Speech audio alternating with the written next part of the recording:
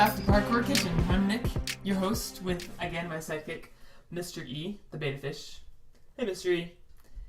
We're here to tell you about ratios today. So, ratios are a cool method of preparing food where you don't have to measure anything.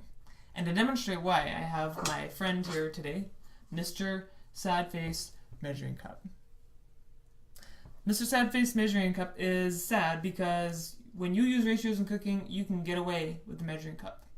Think about it. Who decided that a measuring cup was the volume of a measuring cup? Someone along the way, back in the history of food, decided that, well, this is what I normally use when I make what I'm making, so let's just use that every time. And they made something that had this volume in it. And then someone along the way said, well, let's use half of that, and they created a half a measuring cup, and then a quarter, and then a third. That also includes spoons, measuring spoons, teaspoons, tablespoons. Whoever decided that a teaspoon or a tablespoon was a teaspoon or a tablespoon?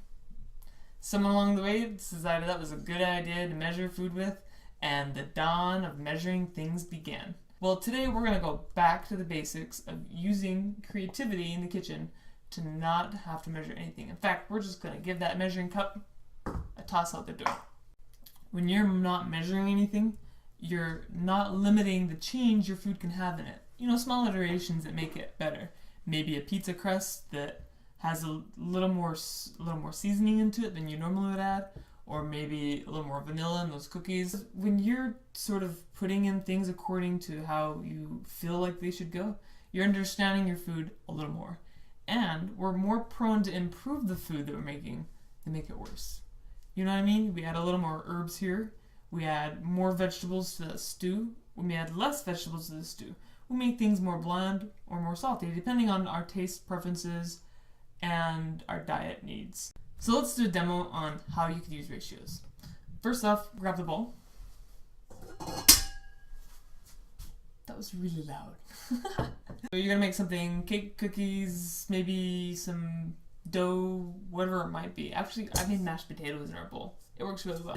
You put the things you want in it without measuring anything. You dump, you add, you mix, and all the stuff you're gonna put into it, and you parkour through it by just adding in things according to the approximate ratio. For example, peanut butter. Everybody loves peanut butter. I love Jiffy natural peanut butter. So, how many of you have ever tried to make peanut butter cookies at home and it calls for a cup of peanut butter, right? Getting this stuff into this cup, you scoop it out and you put it in, and then you gotta level it off and ask yourself, is that the right amount? Then you have to think of how to get this into the bowl. So some people are pretty tricky. They'll lubricate this by buttering it up, putting some sort of oil in it, and then it kind of comes out okay.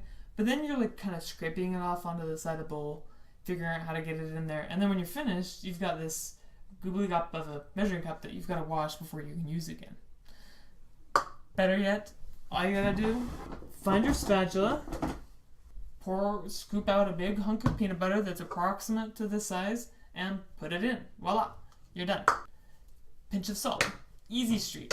You grab some salt, put a little bit of salt in. Tablespoon of vanilla, a little bit of a pour is fine. You're good to go.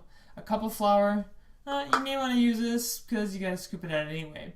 But it doesn't really matter if it's exactly 1 cup. You just sort of scoop and go, scoop and go.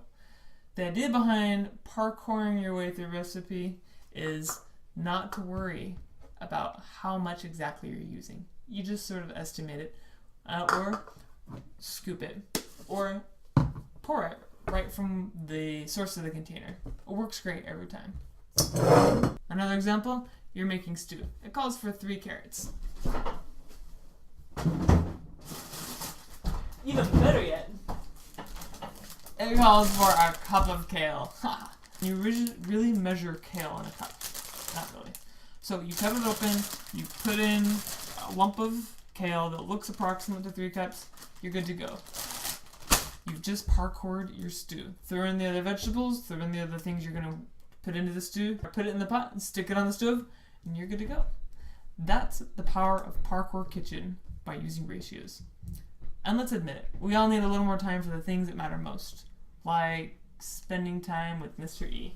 Hey, Mr.E, are you hungry? Hey, bud. Whoa, the hungry little guy. Alright, peace out, and we'll see you in episode 3.